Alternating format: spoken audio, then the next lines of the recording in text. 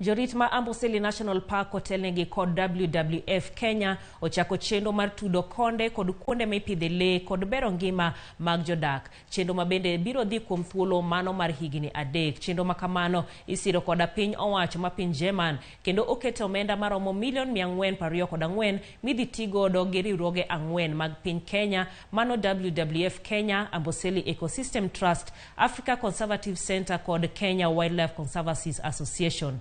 Kanuwoye nyasi mar yango chendo no, jagoro mong'erore e migawo mar pith lee Sylvia Museya okwayo riwruogno oket maino mare e tieko lweny mantiere kind lee kod dhano.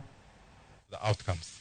Lakini we must attend to the needs ya akina mama, akina watoto, wazee na jamii hapa. And this project, which targets dryland forest landscape restorations, will contribute immensely to enhancing resilience, support community livelihood and income generation, as well as provide effective mechanism for resolution of human-wildlife conflict. This one will do a bigger impact, and you can see it is owned by the community here, and that you have full support from the government.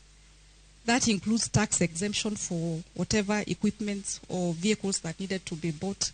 You have our full support. The main objective of this project and this program, I note, is conservation of dryland ecosystem for environmental service delivery,